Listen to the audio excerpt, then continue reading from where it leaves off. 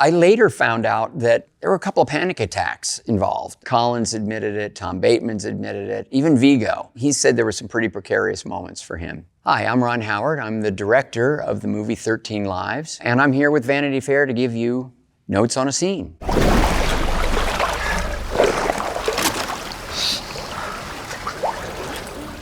Hey, you're here. How many?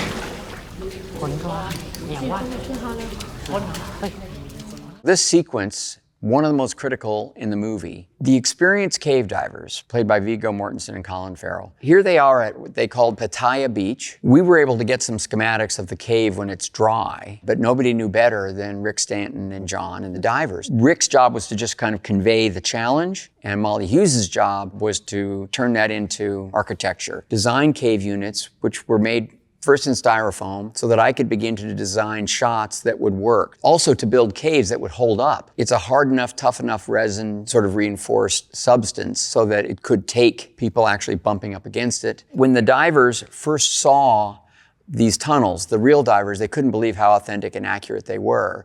And the actors couldn't believe how tight and terrifying they were. Right. I'll keep left. Feel out for bodies.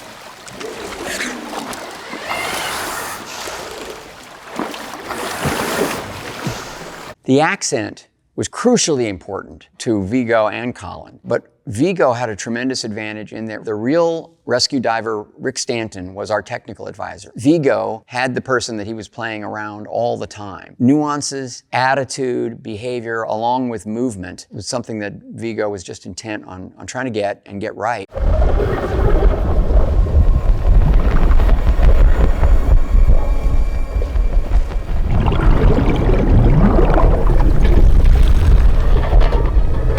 This particular scene is just another example of us when we were shooting above water. We had a camera out on an arm in a water housing so that it could dunk underwater and it wouldn't ruin the camera. And we also always had a second camera, an operator, just really old school, just standing there with a plastic bag wrapped around the camera and standing in handheld, getting coverage as well.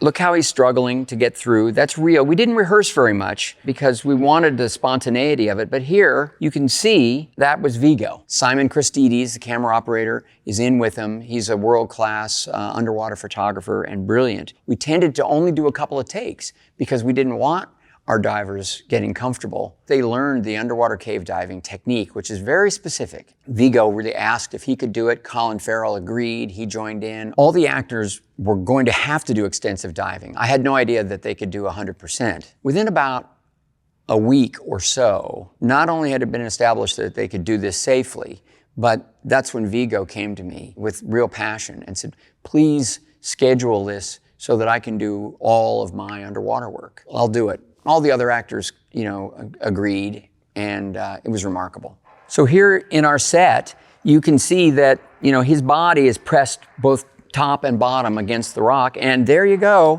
Who's that? Colin Farrell, nobody else. Cave divers don't use gloves because they have to feel their way along, so they get a lot of cuts and scratches on their hands. And in the beginning, we were doing all that with makeup, and after a day or two of shooting, they didn't need any more makeup. They had their own cuts and scrapes that they had earned along the way.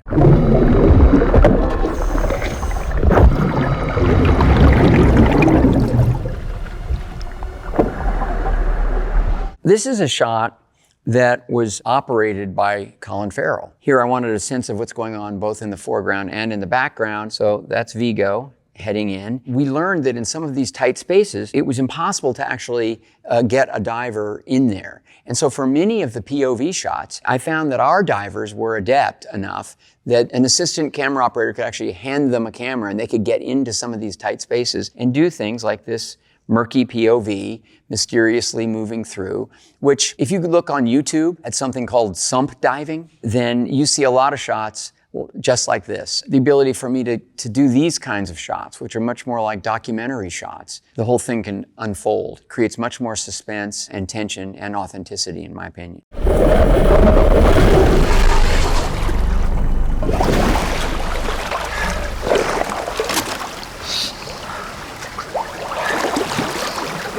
Smell that?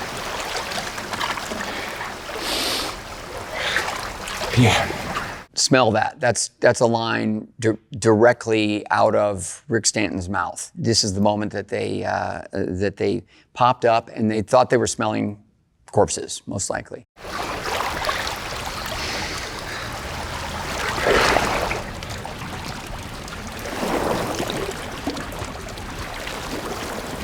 Nearly out of line.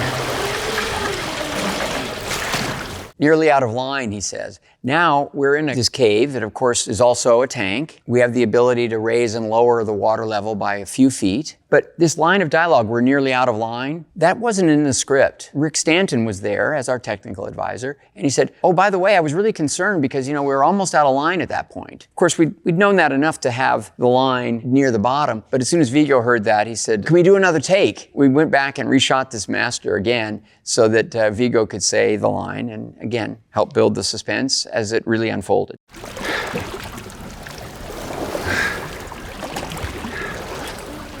Hey. These cave sets are very, very challenging. Lots of drips and things like that built into it. And the lighting by Sayampu Muktipram had to be very naturalistic. So it's just basic fill, letting the natural lighting primarily drive it. I had thought that we should approach the caves as often as possible, almost like entering a haunted house. Certainly, we've set up the audience to believe that they're going to encounter corpses, not the boys. This is a moment that was very much influenced by a video that the real John Valanthan took on a GoPro that became world famous. It's as much a recreation as we could possibly make it. They're here. How many?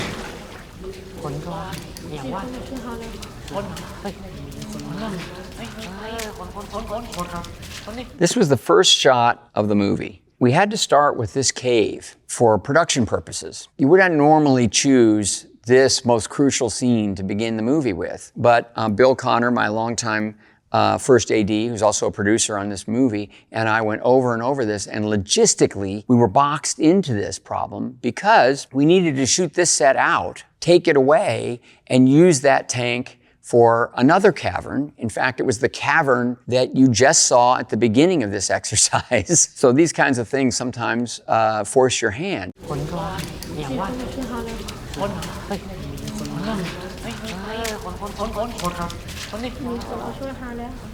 I'll never forget the excitement. This is a camera down low on a crane. The back of the set we've taken out so that the crane arm could get in there. But the cinematographer, Sayampu Muktipram, likes to operate as well, and he's a very good operator. He's actually hiding at this point off camera over here, and in a moment we're going to see the shot that he's actually doing simultaneously while we do this shot of these boys' feet emerging out of the darkness. My approach was that this was the anatomy of a miracle, and so I thought this sort of mysterious shot following the coach, Coach Eck, played by actor James Tiernan, that is the camera that Sayampu Muktipram was operating off to the left of the crane. I never gave Sayampu very strict instructions. His gift is discovering in a very intimate way the dynamics of a scene and the way a shot can unfold. Even a film like this where I wanted sort of a documentary feel, certainly a very naturalistic feel. I still have a very thorough shot list, but I also recognize the talents of the people around me. And with a camera operator like Sayampu, he's so intuitive that his natural storyteller guides him and his connection to characters. Then when I'm watching the monitor, I might say, oh, I see what you're going for. Let's just make sure we stay with the subject a little longer, or why don't you hold off on that rack focus, or maybe start on their hand and then tip up. But I like to see where their intuition takes them. I work kind of that way with almost everyone on the crew, and I also try to build that kind of bridge toward collaboration with the actors. I always have my plan, which I try to really thoughtfully lay out. I have my point of view, which I put hours and hours into forming. But I'm also excited when somebody comes along and puts their personal stamp on a moment and it still works for the movie my way, or maybe even better than anything I might have conceived of.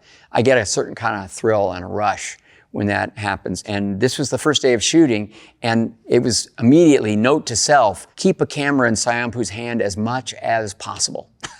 Hello?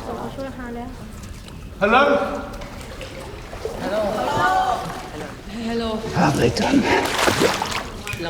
These boys are from northern Thailand. All but one had never done any acting at all. The northern dialect is very, very specific. Our Thai producing partners were there in large part to help us understand those sort of cultural nuances so that we could really get it right. We didn't rehearse this formally very much. The actors were so blown away by the performance of our non-acting kids from northern Thailand. They didn't know what to expect. I didn't really know what to expect. Even though I had worked with the boys, I found them very open and willing. They were right for their roles, but I had no idea that they could carry off a long scene in such a disciplined, focused way.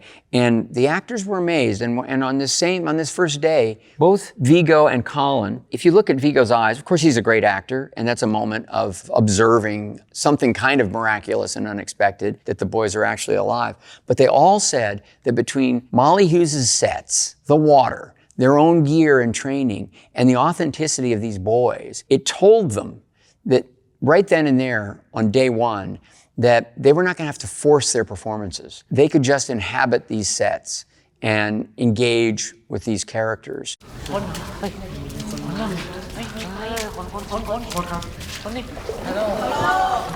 The boys were so well prepared. They just inhabited these characters. Not only did they know their lines and were they rehearsed, but they had really become a team. They really were focused. They'd been led through a series of acting exercises by Billy, by me, to make them understand what it felt like to be there.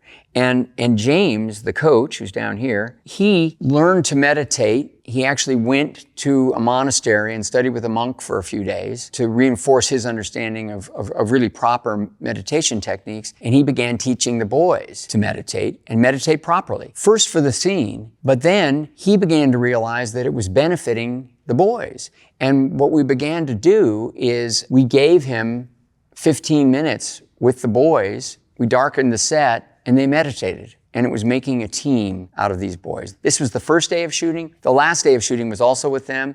And you could just see the confidence that had grown, their understanding, their sense of themselves, their relationship with their families. All of it was something that I took a lot of pride in because I felt like that the production had been a constructive experience for them. English! English! English. Now here you can see that we've put the back of the set back in. And then Molly had devised this ingenious approach. Basically, it was just a couple of double doors that we could open up for safety access also. We also had an opening over here on the side and one down here, which was important for getting cameras into position, but also very important for access. As we got all of the angles that were shooting back toward the divers finished, we closed those doors. It was a matter of a 5-minute process. Brought the cameras around and began shooting this way toward the inside of the cave. How many of you? 13. 13. They're all alike. 13! Brilliant! Very interesting to me because Viggo talked a lot to Rick Stanton about this particular moment, as did Colin Farrell talk to John Vlanthen.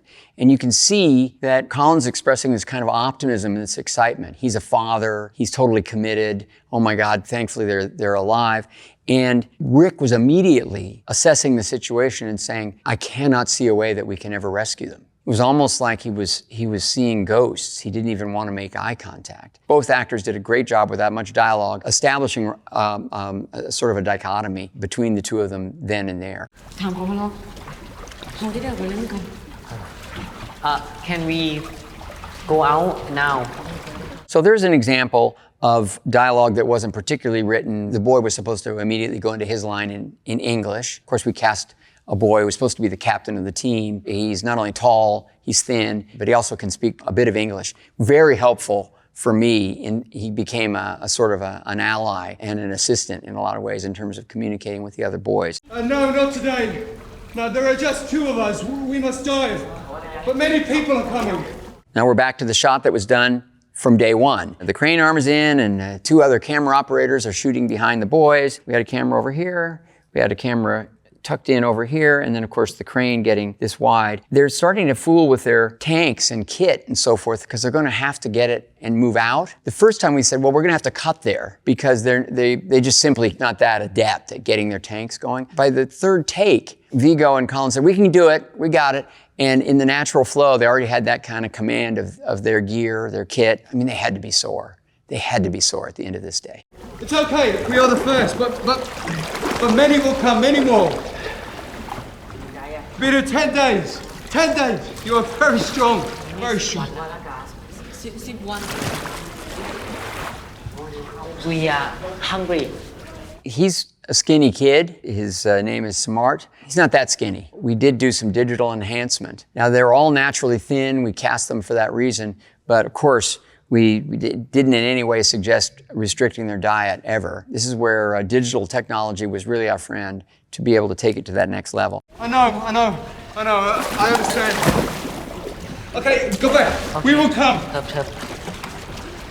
Go on back. James was such an important leader. He's a big pop star. He's a successful actor. They all knew him. And he demonstrated so much discipline. And he sort of embodied the coach in the same way that the divers took on the task of doing all the diving themselves. He was there, barefoot, working with those boys and providing just a tremendous amount of leadership. He's like a big kid, but not there shooting. He totally embodied the discipline of Coach Eck, a person who he really respects, as does, the Thai population at large now. What day you come and help us? We hope tomorrow.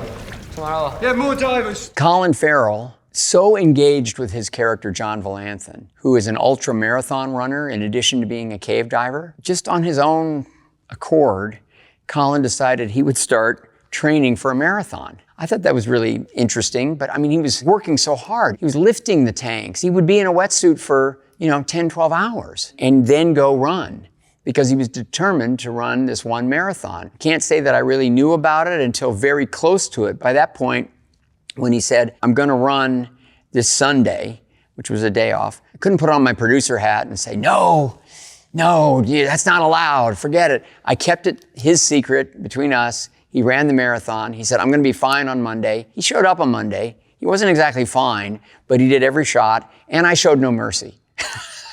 Because, we got to do the work, and he understood that. We had a laugh, he accomplished that, and he said it was kind of life-altering. I was very proud of this scene on a number of levels. It was sort of a proof of concept, a very ambitious sequence that we did right at the beginning of the film, but it suggested that all the emphasis on research, on naturalism, on engaging with these boys and the other Thai actors, to own their characters, to help us understand how to develop things further, to suggest ideas for lines of dialogue and behaviors. That was paying off to a really remarkable extent and sort of reinforced this spontaneous kind of unplanned shooting that I wanted to use as our approach to the staging and execution of these scenes. The production design just worked on a functional level, and all of it very cohesively comes together for this pivotal moment in the movie. This event is so fresh in everybody's mind. And there's been a lot of coverage. There have been documentaries. That was the one thing that we could do with a dramatization, with actors and a script, is through the performances and through the sense of reality of the environment that we could create, to offer more empathy and connection for audiences so that we could engage not only the mind and the heart, but also the nervous system. A sense of concern over what these people were living through, what they were achieving, the sacrifices they were making, and what this outcome would ultimately mean to them.